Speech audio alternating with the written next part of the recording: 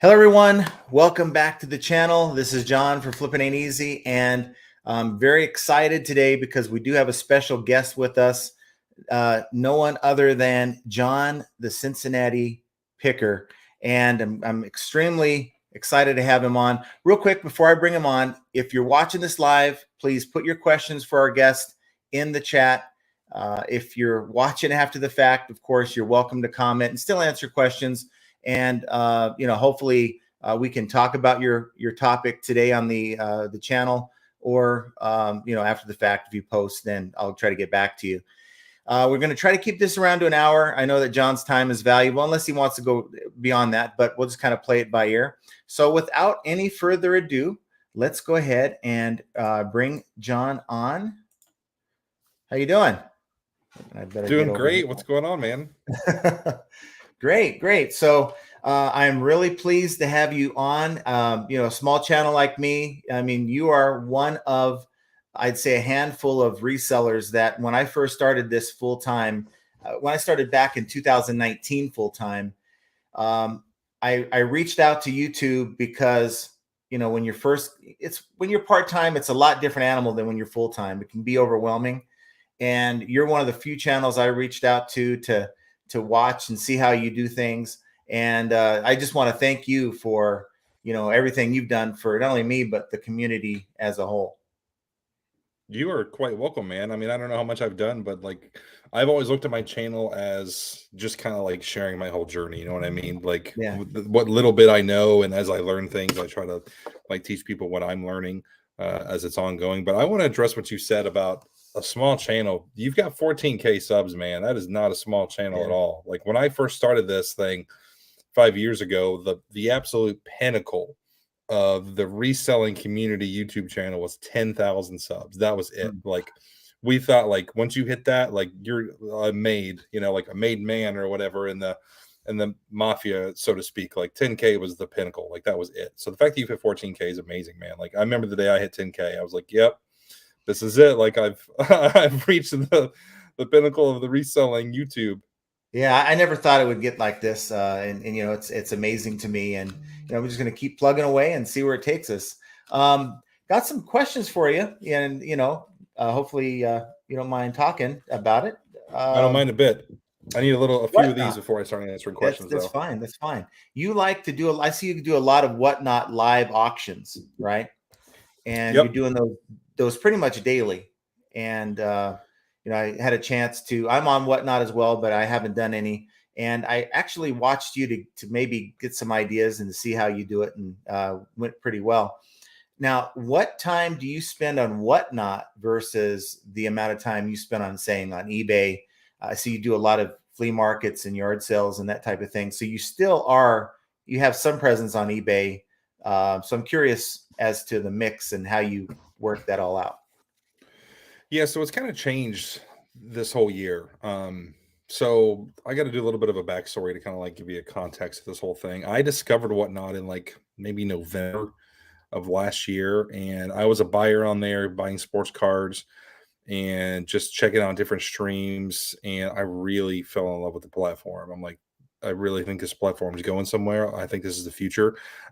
Anybody who's ever been to a live auction, especially 10, 20, 30 years ago, the social aspect and the interaction of a live auction and just the entertainment was huge and paramount. And that's why live auctions were really popular for a really long time. And a lot of auction houses would do a Saturday night auction, and a lot of people would just go, and they might not buy a whole lot, but it'd be entertainment for them.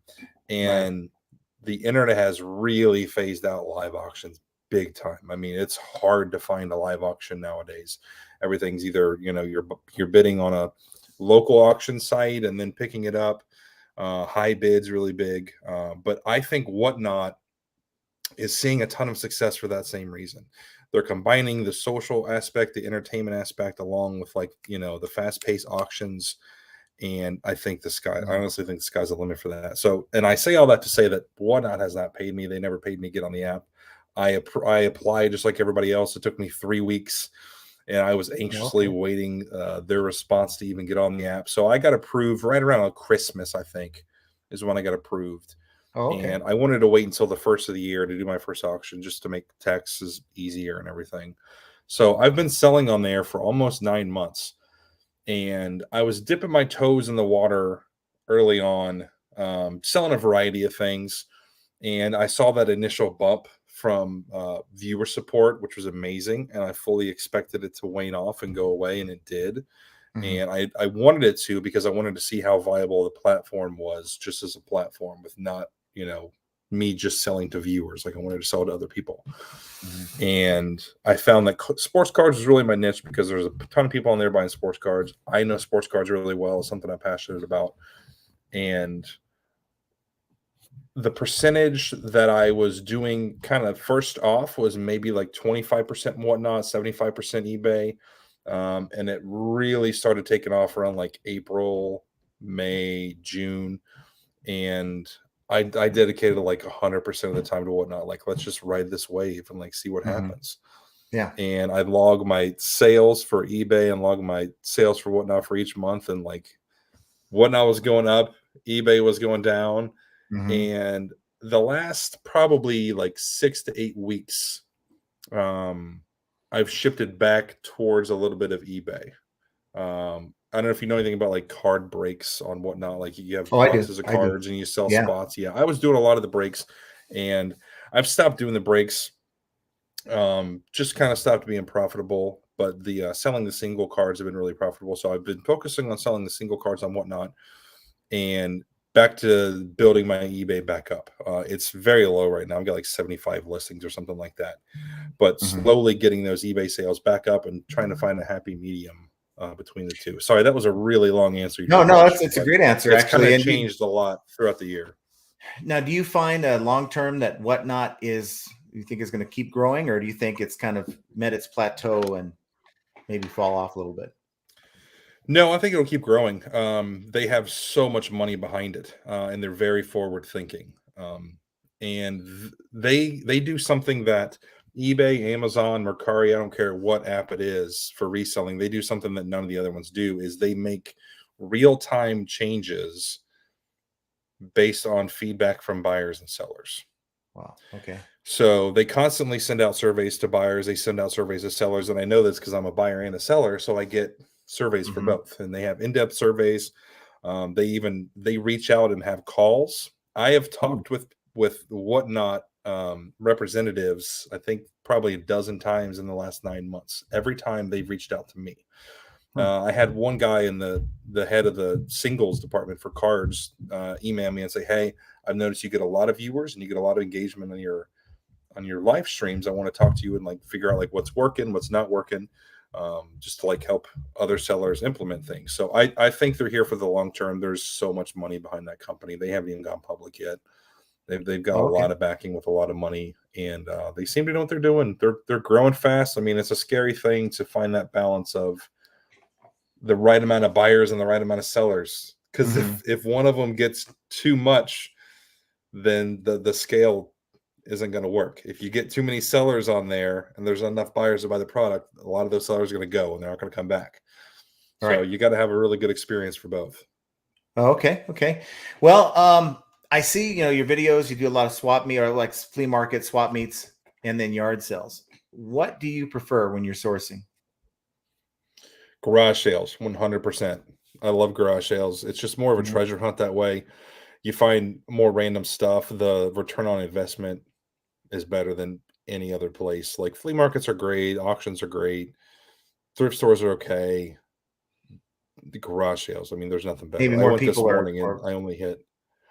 Not always. I mean, this time of year, I'm lucky, at least in Cincinnati, anyways. A lot of the garage sales have kind of, the people that go to garage sales have kind of checked out. They're mentally not even thinking about garage sales anymore. I mean, the right. hardcore resellers are, but your everyday garage sales, they're not out and about. I went to a neighborhood sale this morning, and middle of summer, if it was, May, June, July, a neighborhood sale, it's hard to even get through. The traffic's so crazy. This morning, I mean, there was hardly Huh. anybody. For the whole Okay. neighborhood, there was maybe me and like three other people hitting the sale. Or more people are with the yard sale or garage sale, they're more eager to get rid of their stuff than maybe someone that goes to a flea market every week and they know what they have to be at in a particular item. That might be why. Yeah, probably. Yeah, you get a lot more resellers at flea markets for sure. Mhm. I'd say a flea market is probably 90% resellers, which is fine. Mm, You can still find stuff.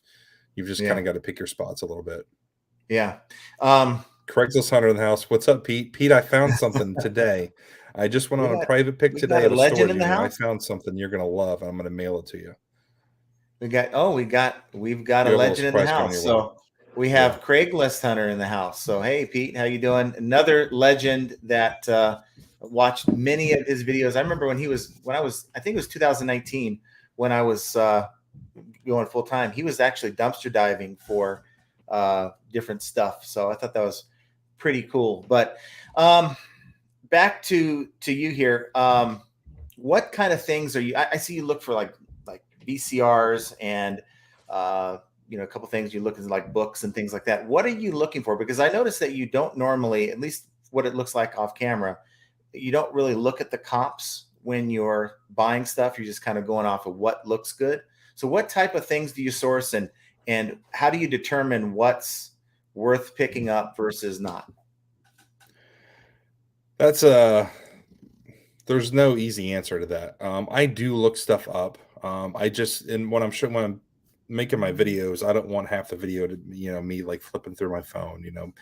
I think you can implement a little bit of that here and there, but for the most part, people don't. You need to watch me looking up comps on eBay.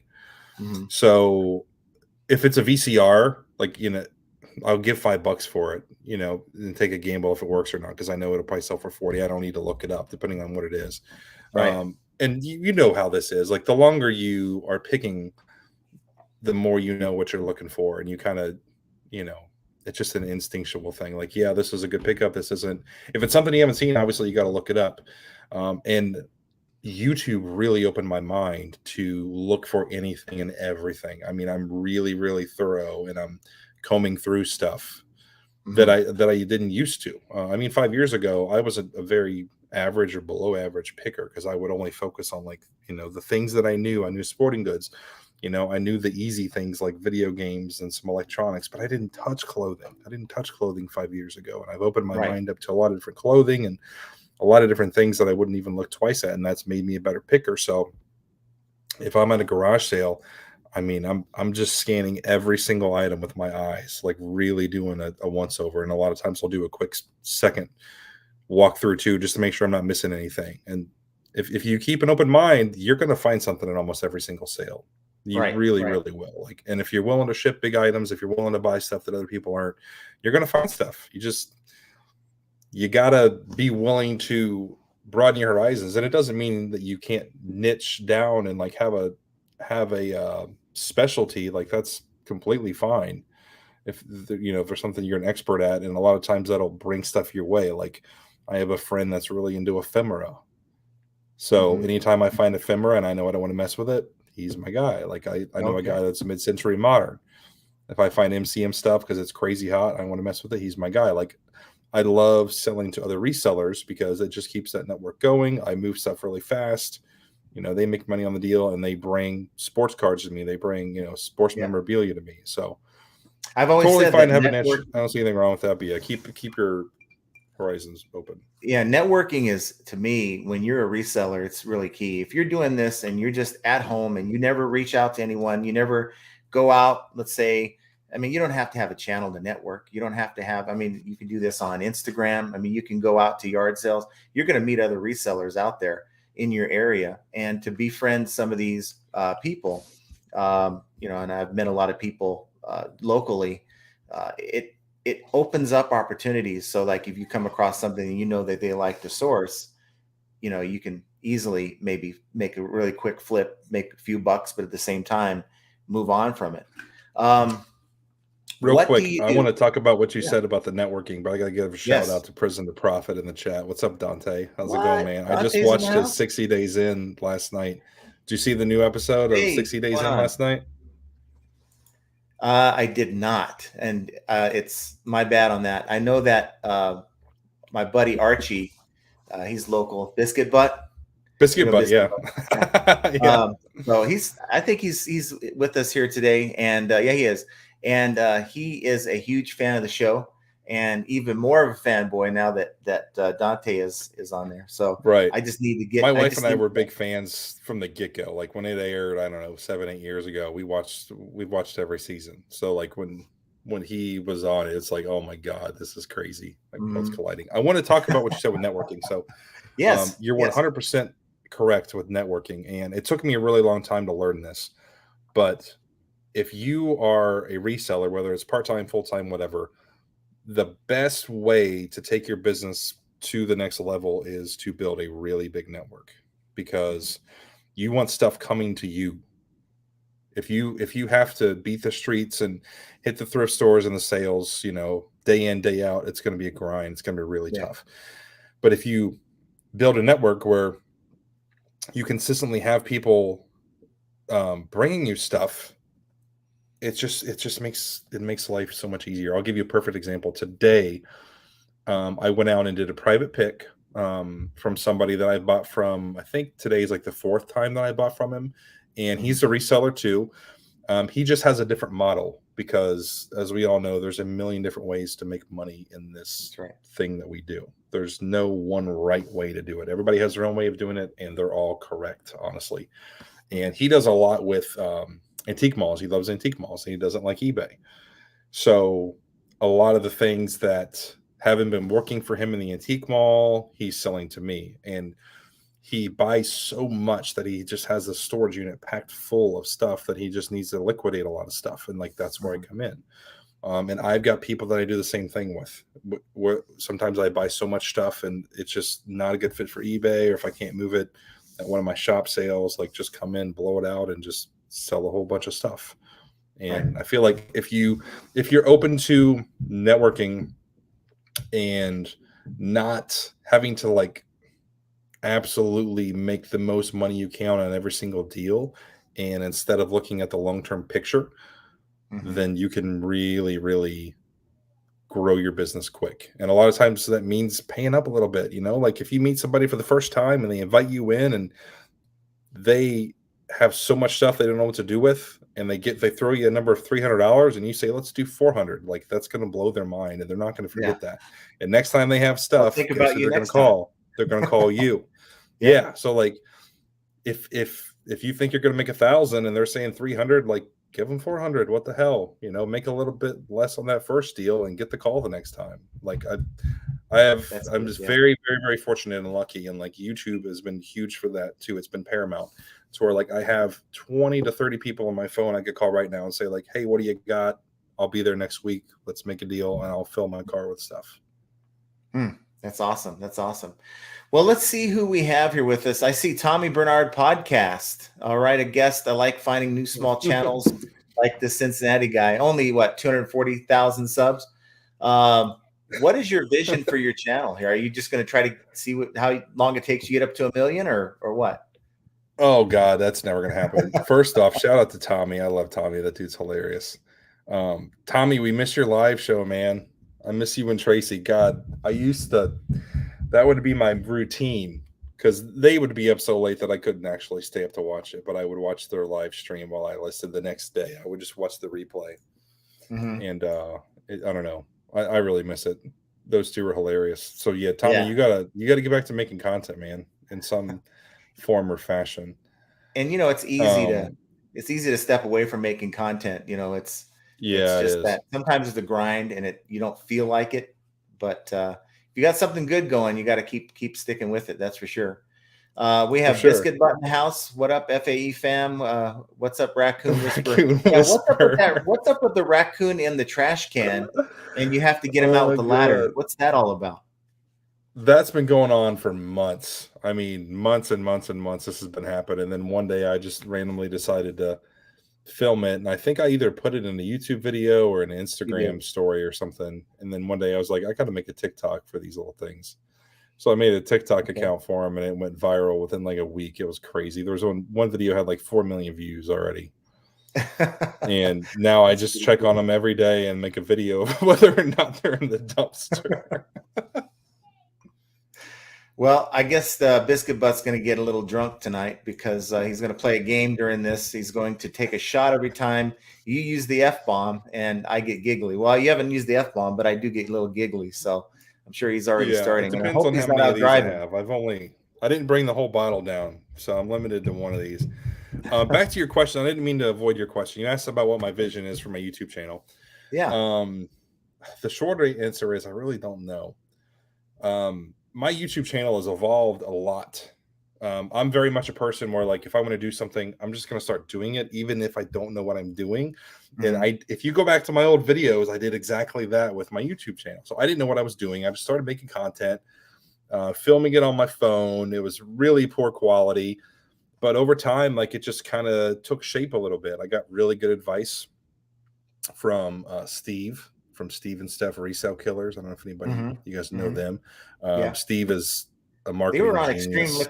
extreme Yeah, unboxing or Extreme extreme. Liquidators. Yeah, Yeah, yeah, yeah. on That guy's a A&E. genius. He Yeah. knows what he's doing, and he gave me really good advice, and I implemented that, and my channel just started taking off. So I've been focusing on those types of videos, like the garage sale videos, and the more videos you make, you figure out like what the viewers like, what they don't like.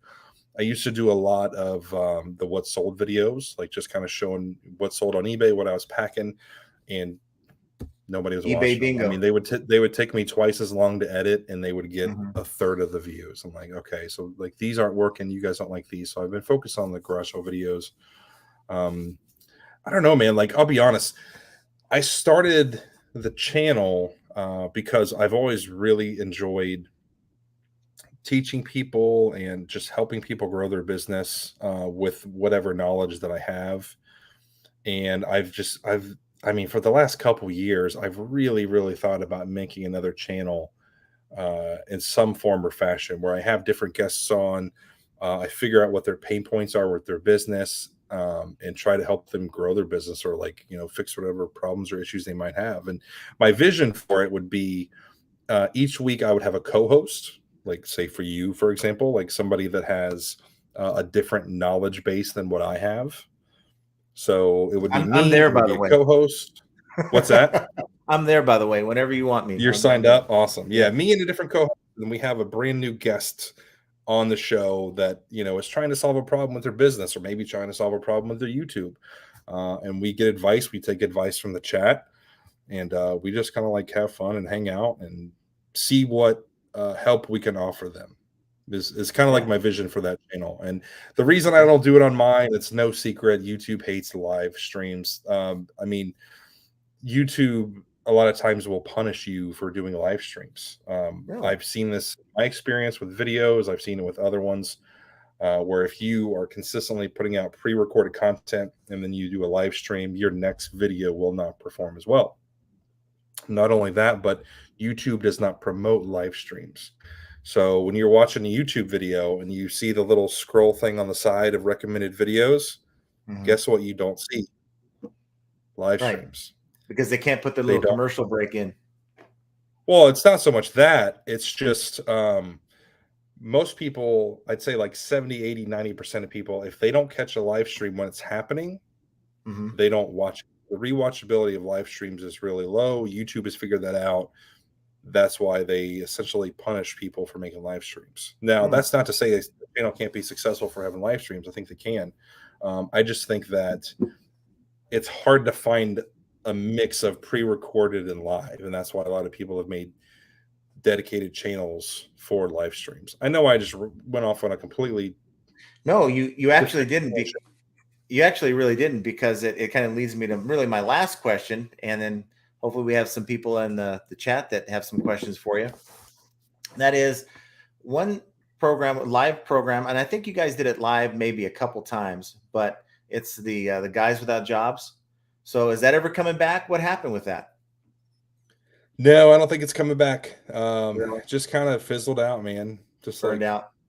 Just like anything else. Yeah, it happens. It was entertaining. Um, I so enjoyed yeah, watching it. Chris Starr, live streams are popular and good. I completely agree with you. Um, I just think that the majority of the views that happen with live streams are when people are watching it live.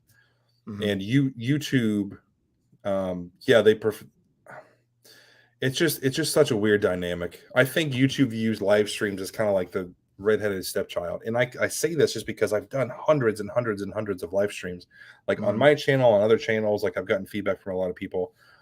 And I don't say that to say that you shouldn't do live streams. I think live streams are one of the best things on YouTube, and it really helps build a sense of community because you get instant feedback and interaction from viewers. And that's why I've given so much thought. Like it's been on my head for like a couple years to do a channel like this, and I've jotted down so many notes. It just like hasn't completely formed Yeah. yet of like what I see it being. But Well, yeah, for me, and I want to go ahead. well, no, well, for me, it gives you a chance to really interact with the people that support you and watch your videos all the time. To me, it's a lot different than just answering their questions or just saying hi to someone that might comment on your channel. It gives you a chance to really interact with them. And I've met a lot of pretty cool people on this channel just simply by having the live stream. So for me, it's not about the views. I think we end up getting pretty good views on some of the lives, but to me, it's more about just interacting with people and meeting. And there's always someone different that pops up on the live stream, and for me, that's what it's about. Yeah, 100%. And that's what makes these so fun for sure. Yeah, oh yeah, it's very fun. And to see the legends that pop up, you brought in Pete, and you got Prison Prophet that's in the house too. Want to see who else we have though. Let's see if we have any questions. We have IC in the house, and they say, should I message a seller of spoons who has incorrect info in their title? They have 18/10 when spoon photo clearly shows 18.0. Difference in quality, buyer might RNAD. So what's your thoughts about when you come across a listing that isn't correct? Do you just kind of move on, or do you reach out to that person and say, hey, what's up? Yeah, there's been a couple times I've messaged people, and I've personally gotten a lot of those messages because I just do sell similar. And sometimes when I'm changing the title, I just miss a little key detail. And people reach out and say, hey, it's actually this. So I message them back like, hey, I really appreciate the heads up. So if I were you, I would message them. If they're a reasonable person, they should appreciate the feedback and thank you for it from saving them the hassle of getting an INAD or RDAD or whatever.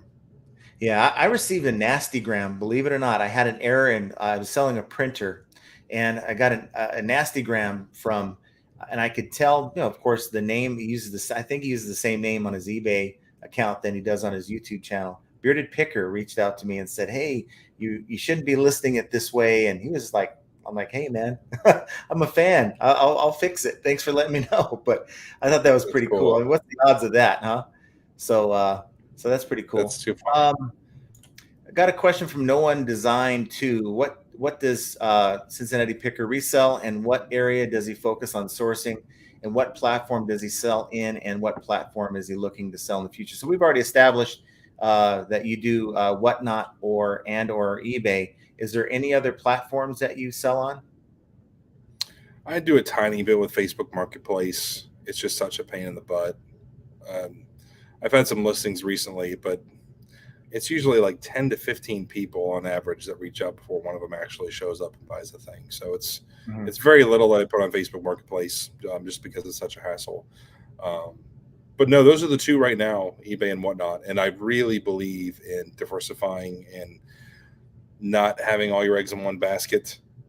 Um, Mhm. that's why I've really been ramping up my eBay a lot more recently and just trying to find a balance between that and Whatnot. And that's the beauty of reselling, guys. Like if something is working, I can't remember who it was. Somebody told me there was a quote. I think it might have been from. I'm going to misquote it. Somebody told me there's a YouTuber in reselling that said, Mhm. "If something is working, then throw gasoline on it. Like keep doing it. Probably daily And it might refinement. not work for. That It sounds might like not a work daily forever. It might refinement. not work for more than a year. What's that? It sounds like a daily refinement quote. It could have been. Yeah, it could have well been his quote. Somebody said that, and I agree with it. Throw gasoline on it if it's working, and don't romanticize what doesn't work. So like whatever's working, like keep doing it. And you can ride that way. But the beauty of reselling is like the minute that you see it's trending downward Mhm. consistently, then walk away and just shift Yeah. your business and go back to what was working before or what you think is going to work next. And that's what I've kind of been doing with this whole like eBay whatnot balance. I think a lot of people get comfortable. They find something that works in the moment, and then they get comfortable, and the market changes, and then they start wondering, well, what's going on? Instead of looking at the fact that maybe you need to shift away from reselling that type of item because it's not hot anymore. Um, Yeah. like baseball cards. Right now, it's been pretty hot, right? But that's starting to cool down a little bit, isn't it? For the most part, or is it No, still? not really. So sports cards, it kind of ebbs and flows with the seasons a little bit. So now the football season's coming up, like football cards will go up. It's really, you can go really deep into like cards. It's kind of crazy. They actually have indexes for sports cards, believe it or not, just like the stocks. So they actually track like each sport, the Okay. indexes and everything. Like they go absolutely crazy with it. But no, it was on the slight decline a little bit. Like the overall index is there for a few months, but it's kind of leveled off and started to tick up a little bit. But really, I'm not so much worried about overall like prices and things going up and down. I'm worried about interest. Like, what's the interest in sports cards, and what's the interest in making my whatnot stream successful? Because what's interesting about whatnot is people are constantly popping in and out. Like, it shows you all these different usernames that are popping in and out of streams. Mm-hmm. And I'll typically have between 50 and 100 people in my streams. And I like to do a lot of polls, and I'll throw up a poll like, where did you first find me? I do that one a lot. Where did you find me first? Whatnot or YouTube? And the last, like every time I run it, it's 75% whatnot and 25% YouTube, which is really interesting to me. So all these people that are constantly popping in the stream, I'm trying to keep their attention, because I think like whatnot doesn't have these analytics like YouTube does. YouTube has retention. Like, if Right. somebody watches your video, how long are they watching it for? And I've paid attention to that with whatnot, with retention. So when somebody comes in, I want to keep their attention. I want them to stay in my stream. So acknowledging them, figuring out what they want, like keeping my stream moving quick. So things like that is what I focus on more so than just like in general, our sports cards down kind of thing. I don't know if that makes any sense. Well, it makes plenty of sense. And Ed says, I was doing great on Whatnot, but once they changed their shipping policy, I only had maybe 5 people in the stream from 35 before the changes. So I know that they've had some issues with shipping. Like Archie was selling laser discs, and he couldn't get a media mail rate because they don't have one. Yeah. So have you noticed that? I've never done any media mail, but that's definitely something they need to add. I'm surprised they haven't added it yet. Mm-hmm. When they made that change, so Ed is talking about, it used to be you would buy an item and then each additional item only costs you $1 for shipping. Mm-hmm. So it definitely incentivizes you to buy more. Right. And once they made that change, it didn't affect me much just because cards are super lightweight. So it's actually cheaper now for my buyers. So they buy a card, I think shipping's around $4 for first class mail, and then after that they only pay 50 cents. Just because my items. Right, I noticed that. I bought some from you, and that's exactly what happened. But other people selling heavier stuff, that definitely affects it. So it changes the model a little bit. And this thing is still so new. Whatnot has only been around for like 2 years, I think. So it's still kind of figuring out and forming what it is, what categories are going to work, what categories are not going to work. Advice I would give to Ed or anybody else selling on Whatnot is just go in with low expectations. Don't put up anything for $1 that you can't afford to sell at $1, and just kind of look to other people, other sellers in the category, and see what they're doing and see what's working and try to mimic it, I guess would be my best advice. But yeah, not everything is working on Whatnot now. They're still working on growing other categories. It's every time they add a category like vinyl records or antiques or whatever it is, they have to find buyers and sellers for that, which is really, really tricky. Hey, Katie's here. What's up, Katie? What I learned is that I heard from other resellers is that you're going to sell your items on Whatnot, but you're not going to get much for them in a lot of cases. And in some cases, it's better to just list those same items on eBay if you're looking to get more money per item. I would totally agree with that. Yeah, the beauty of Whatnot is moving stuff quick. So in my auctions, I do. You can pick what length you want your auctions to be. You can do 15-second, 20-second, 30-second, a minute and a half, 2 minutes. I think you can maybe even do up to 3 minutes. All of my auctions are 20 seconds. So we're going really quick. We're selling stuff fast. Typically in an hour, I can sell between like 50 and 60, lots of cards, whether it's a single card, 2 cards, 3 cards. So I'm moving stuff quick. Right. The majority of the cards that I sell are valued between like $1 and $20. So if I spent that same hour listing those on eBay, taking the pictures, writing the descriptions, generating the listing, I could maybe get 20. It would be maybe like a third of the amount that I would get on eBay.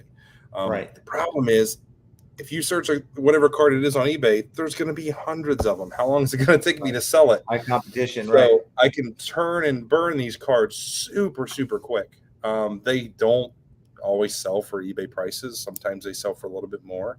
But even if they're selling for like half, 75% of eBay prices, I'm blowing through these quick. And the key component of that is making sure you can get that stuff for cheap enough. So Right. if I'm buying huge collections and I'm getting them for 5-10 cents a card, I don't care if they sell for a couple bucks. Like, you can kind of take that hit, and it's just finding that happy medium of what's going to work for you with the price that you're getting inventory, how fast you're moving it, and the price that you're selling it for. So Right. I've been fortunate that, like, yes, I'm moving the cards and making a profit still. Yeah, and that's what I was going to say. Sourcing is key no matter what. But if you're able to source things that are just such, 5, 10 cents, 20 cents a piece, you can do something like that and sell it for $1, $2 a pop and go through it, churn. And especially if you have a lot of replenishables where you can actually go to different sources and get more cards, for instance. And so that is always going to be available to you for the most part, right? Yeah, definitely. And I've actually made a lot of connections by going to card shows. So Mhm. I'll go to a card show, and I basically go to every table that, has 3 or 4 row boxes of singles. And I'll just say, like, hey, would you sell the whole box? And pretty much right away, they'll say yes or no. So if they say no, they come to this show every week. They consistently are selling through it.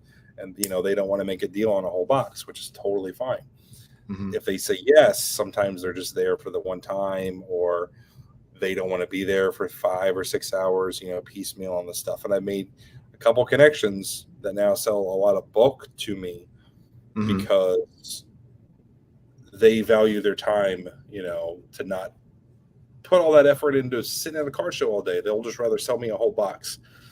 Right. And I like that applies to anything with reselling. If you're at garage sales, just be honest, tell people you sell on eBay. If you're at a flea market, find somebody at a flea market that does. Most people at the flea markets don't sell on eBay. So you're buying from them, tell them you sell on eBay, get their information, and next time they find something, I know a lot of people, they'll look it up on eBay and say, like, look, it's selling for 100, whatever. Give me $40. Here you go. And like, you'll find those people because they don't want to mess with it. They hate eBay. Just keep an open mind and make those connections and build your network that way. You find that people have a problem sometimes with you being a reseller, and I've heard people say Very rarely, I I'd say more. less than 5%. Yeah. Okay. Yeah, very rarely they mind that I sell on eBay. We have Tommy. He says, John is always ahead of the curve. One of the smartest resellers I've had the pleasure of meeting by far. That's awesome. Yeah. I mean, you always have great content, watching your videos. And I certainly have learned a lot over the years from your channel. That's for sure. What do we have? Just trying to find some questions here. Oh, we got Laura. She says, some advice, please. We've been dead this week.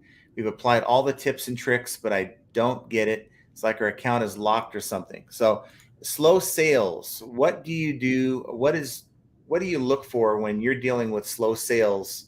Do you go in and start breaking down your listings, or you just kind of write it off as just maybe it's a slow day? How do you handle slow sales? I'm curious, Laura,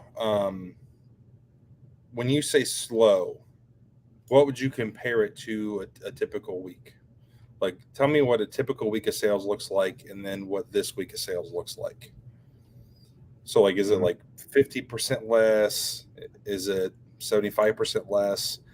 Um, I honestly think that the best thing you can do for your eBay store is to consistently list good items that have a good track record of sales. So don't just, list whatever to help the algorithm.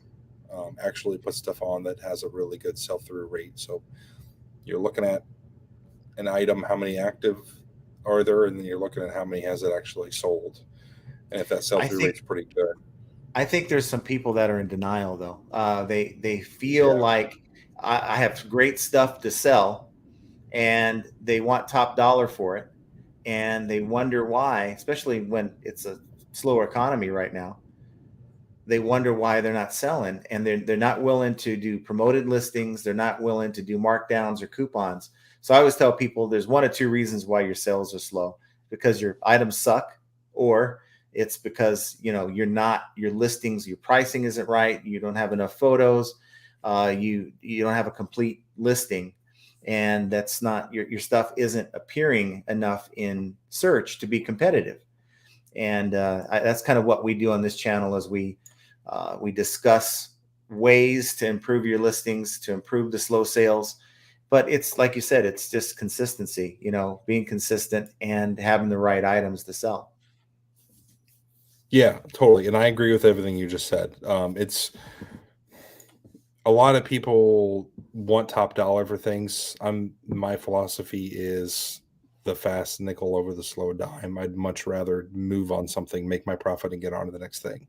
Hmm. I Instead of agree. just wait forever to get that top dollar. So Laura says it's down 50%. That's really interesting, Laura. So um, I'll ask you a couple questions. Has anything changed this week? Have you listed the same amount this week that you've listed pretty much every week?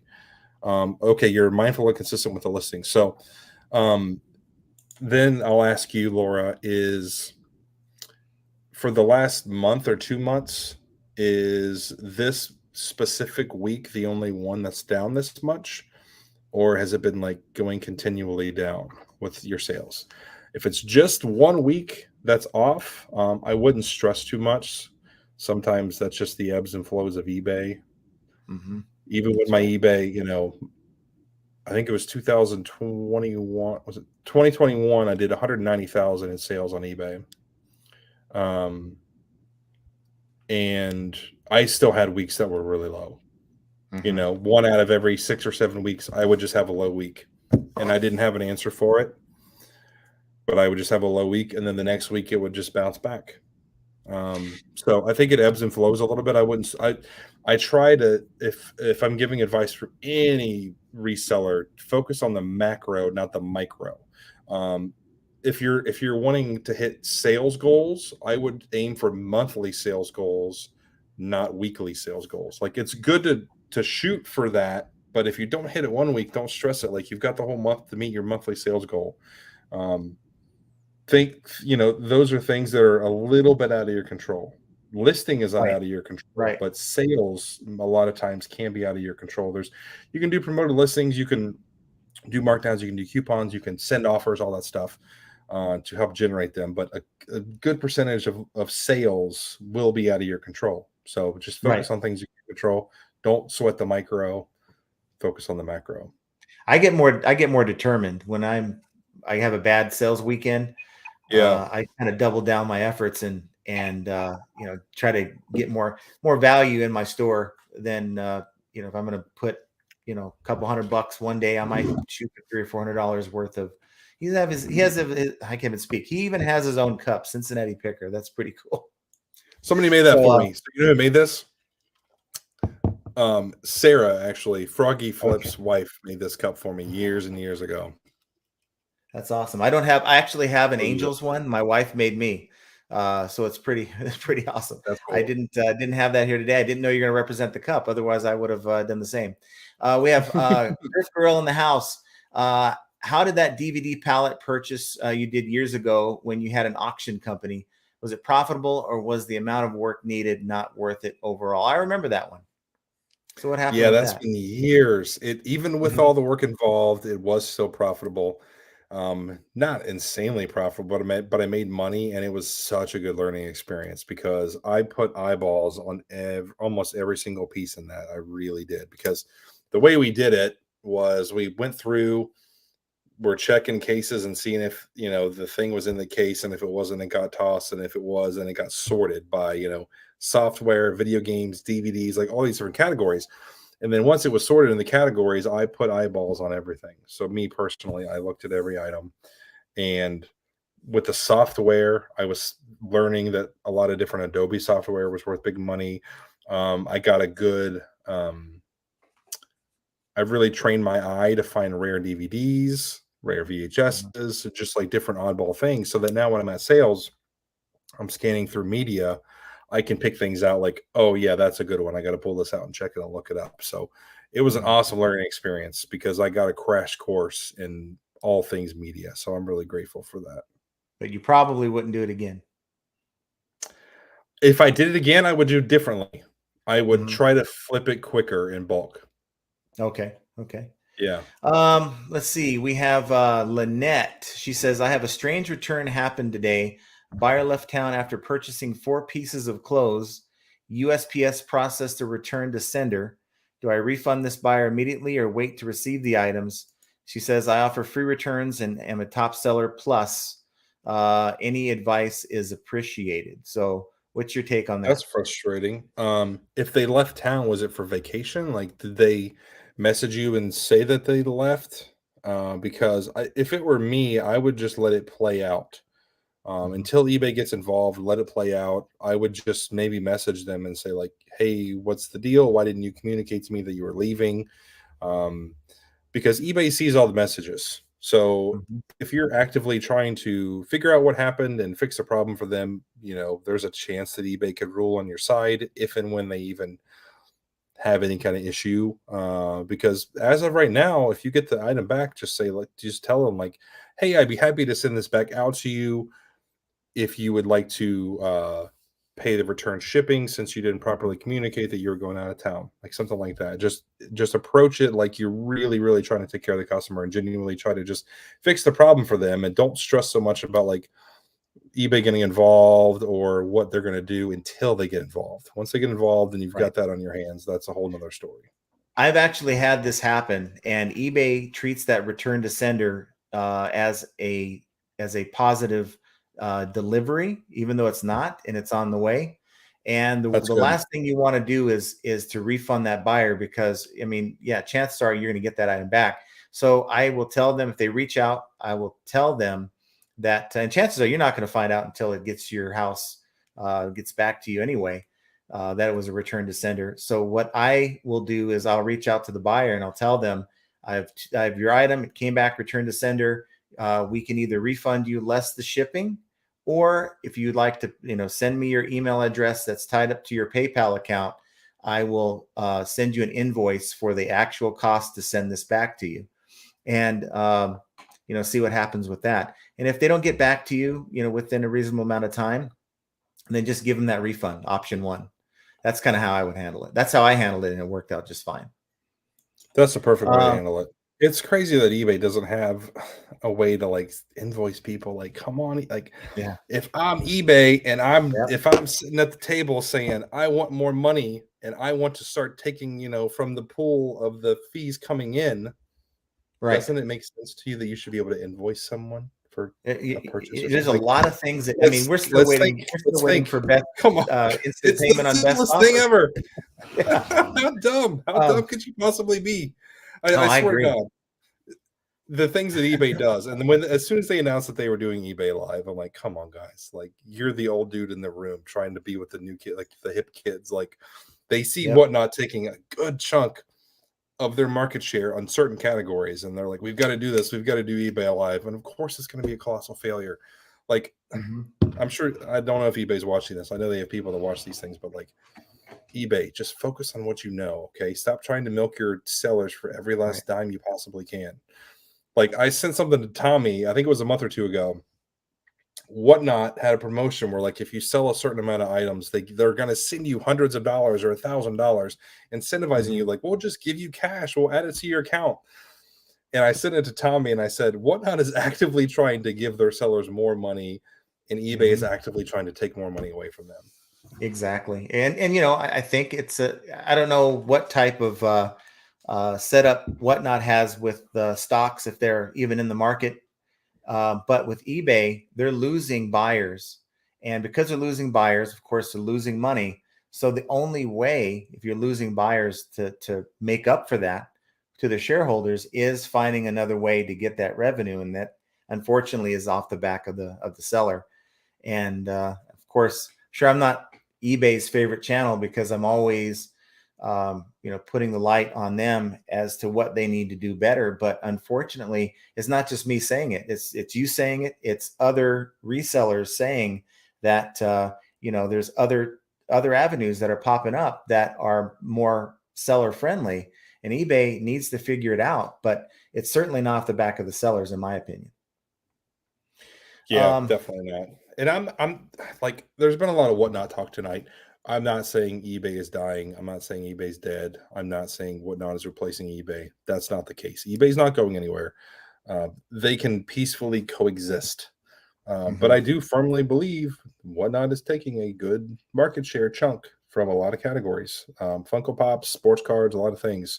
Whatnot is taking a lot of money out of eBay's pocket. That's why they created eBay Live. It's not a coincidence, guys. Not a Well, right. coincidence. This has been rapidly growing for 2 years, and all of a sudden, eBay says we're creating eBay Live. Like, they're trying to get that back.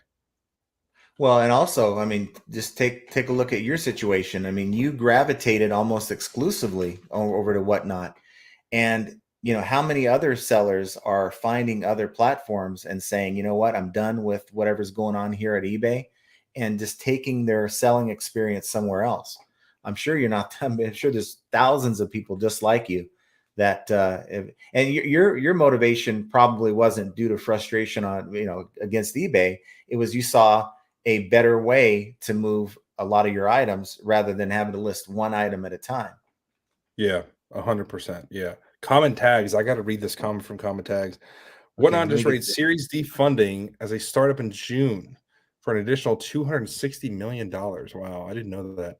Startups throw money around like crazy, as I know from my past employment in Silicon Valley. That's fascinating. Where did you work in Silicon Valley?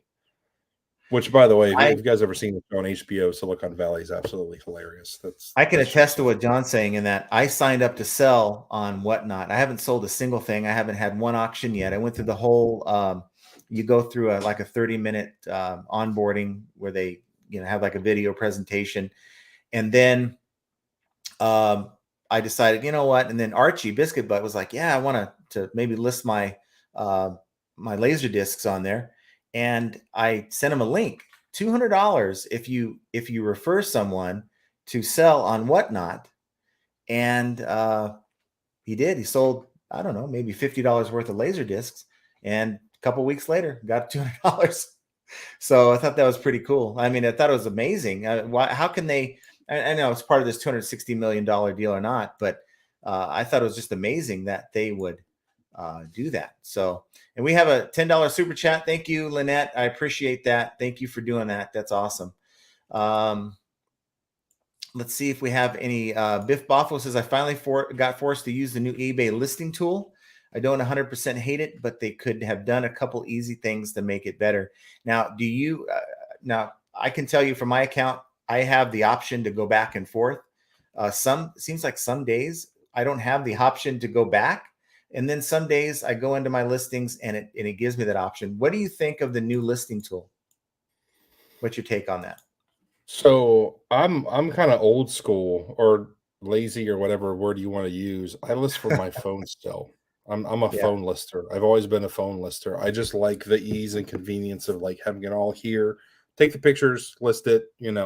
I don't dwell on listings. I make sure my pictures are good. I make sure my title's good, description's good, all of that. But like I make them quick, and I like just having it all done right there, like in one shot. Mhm. I know a lot of people like will take pictures and then list later. Personally, I like having the item in front of me.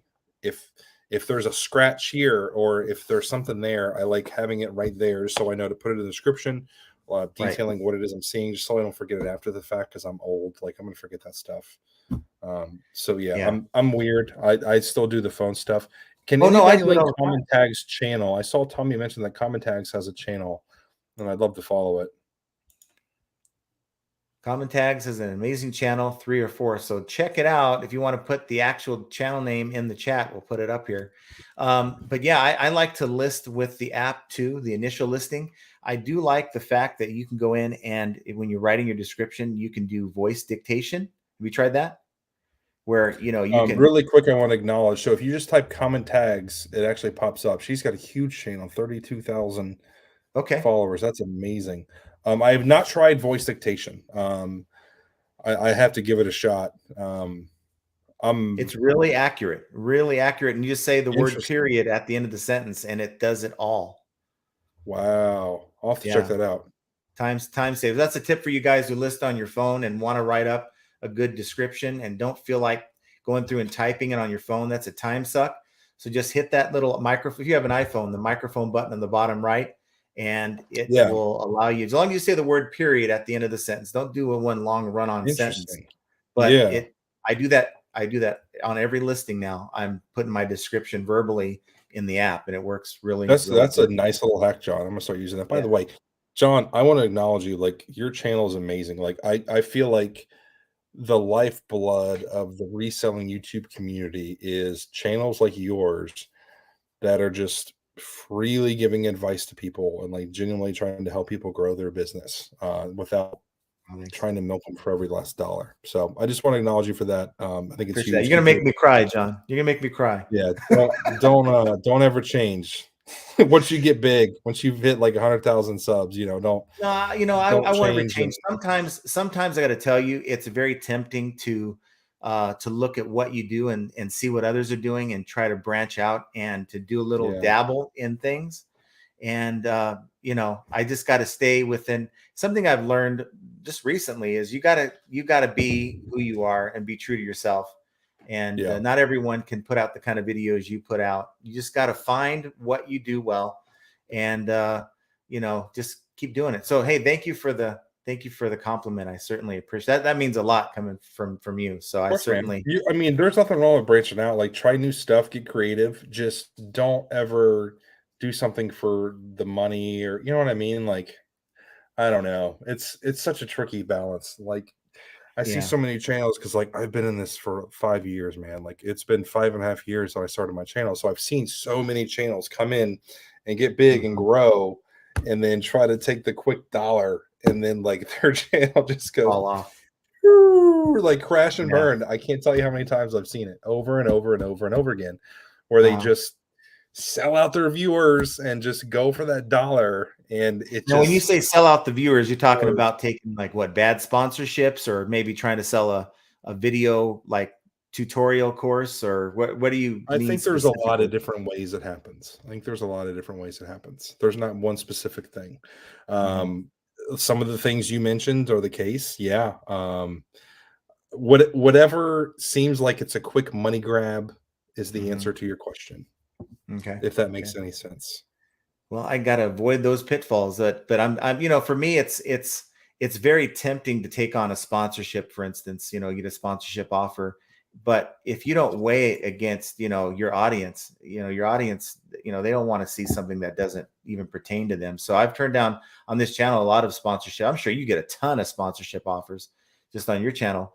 And it's one of those things where you got to be very careful in picking the wrong sponsorship and turning down some pretty good offers because it just isn't a fit, if that makes sense. Yeah, 100%. I'm not saying sponsorships are bad. I mean, I did a sponsorship not that long ago, and I just, it was literally the first sponsorship that I'd ever done. And it was a website, learning about different courses and things. And I thought it was a good fit because I was literally trying to learn video editing software. I thought it made sense. Sponsorships where you're trying to convince someone of a business model, or that they're going to get rich on something quick, things like that, or you're you're convincing them that you're making money on something that you're not making money on, like things like that, where you're really trying to pull the wool over somebody's eyes can be a problem for sure. Yeah. But yeah, you're right. You know, Not every sponsorship is a fit. Like I had Magic Spoon reached out to me, wanting to give me X amount of dollars. I'm like, how? Like, yeah, cereal's great. I like cereal. How in the world am I going to implement cereal into one of my videos? Like, if you guys watch my videos, like it just doesn't make any sense. So yeah, and like it adds you an just got to be extra really level of careful with that. stress. I think it adds an extra level of Oh stress yeah, to for creating sure. material. Definitely adds an extra level of stress, no doubt. And like, I'm not kidding you. Like I've seen channels do sponsorships, and within weeks, their Mhm. views completely tank. I mean, they get a Mhm. fraction, just because it just people see through it. Like, just Yeah. Yeah. don't be fake, don't be phony. People Yeah. can throw that stuff. Yeah, Lucky Charms. If it would have been Lucky Charms, maybe I would have done it. I do love Put Lucky some more money Charms. in there for you. Let's take a couple quick questions. I know we're about at the hour mark, and if you're okay with taking a couple more questions. We have Yeah, of Christy course. Star. Chris Star says, I have some multi-$100 baseball cards if graded. Is it worth it to pay the $100 per card grading fee, or just take the risk in auction or low buy it now on eBay? More than likely, I would say just sell it on eBay, buy it now. Grading is such a gamble. It's a really, really big gamble. And it takes a Um, while too. it can take a while. And a card that looks absolutely perfect with no issues can come back like a 6, a 6 out of 10. So it's just a big gamble. More often than not, you are better off just selling it what they call raw. Raw is not graded. If it's like thousands of dollars difference, or if it's a card that is faked frequently, like let's say it's a Michael Jordan rookie, a Mhm. 100% get it graded. If you know it's real, or if you believe it's real, get it graded. Uh, because cards like that get faked all the time.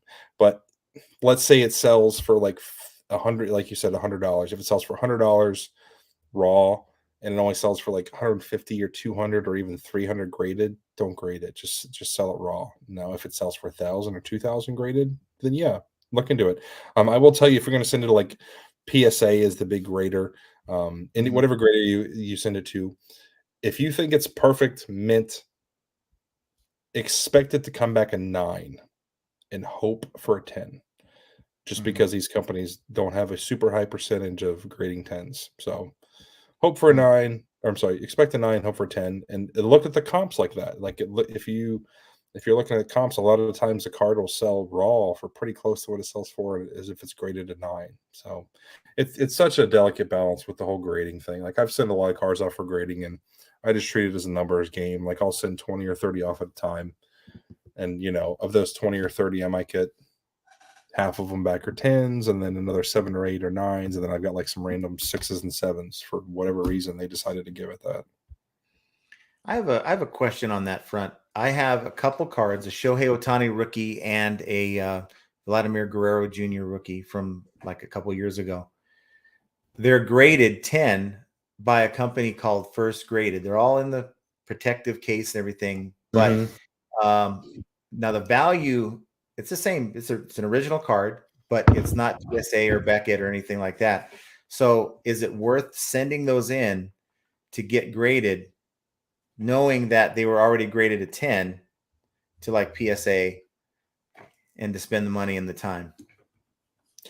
Possibly, it just depends on like what they're selling for in a PSA 10, because one company that grades it a 10, the other one might grade it an 8. Mm-hmm. Um, a lot of times these companies that are just starting out, they'll grade easier than like a PSA company will, just because they want people to keep grading with them. Because if they're sending back 10s, then they know they're going to get more cards back. Mm-hmm. But unfortunately, the resale market on that particular company you're talking about versus a PSA is night and day, just because it doesn't hold the weight Right, that a right. PSA grade does. Doesn't have quite the trust as the other ones. Yeah. Um, One last question I guess we'll take here, and that is it mandatory to host a whatnot with you in front of the camera, or just show the item with you in front of the camera? What is your preference on that? Yeah, you don't have to show your face on the videos. You can just show the product. When I do my live streams, I have the camera on me for like the first 2 or 3 minutes and just chat with people for a little bit before we get started. And then afterwards, I just have it on the product. I see some people do like the picture in picture or they've got them in there, but I'm usually like, scratching and yawning and doing all kinds of goofy stuff during the whole thing. So I don't think people really need Now, to I see kind of me. lied to you. I did say that was the last question, but we have comment tags. She does want to ask you a question. When are you Yeah. starting your second channel? I'm ready for more interesting reselling live content. And Tracy and Tommy left us. Comment tags. First of all, what's your name? I already subscribed to you, but I I love that comment. That's amazing. I need to watch your videos and get to know you more because that's hilarious. I miss Tommy and Tracy too. Yeah. God, do I miss Tommy and Tracy. I don't know if I'm gonna start it or not. It's just an idea I've been kicking around. Well, it's easier Maybe than I'll it's like going to be easier crowdsource than for a channel name. That's the problem is like I got to figure out a channel name for this thing and like figure out what the structure is. But I really like the idea of it, like just what we're doing tonight, fielding questions and doing all this stuff. Like basically my idea is the same structure. We just add a third person in and that changes week to week. Figuring out like if we had Laura on here and Laura was trying to figure out why her sales were down, we pull up her eBay store and are looking at different things. You know what I mean? Like providing feedback and getting feedback from the chat, like is kind of my vision. It is. I love it. I love the interaction with the people. I just think it's great. But we've been over a little over an hour and it's been awesome. I mean, this hour just flew by and I probably could spend another hour, but it's literally 9 p.m., a little after 9 p.m. your time. And I just want to go to bed usually.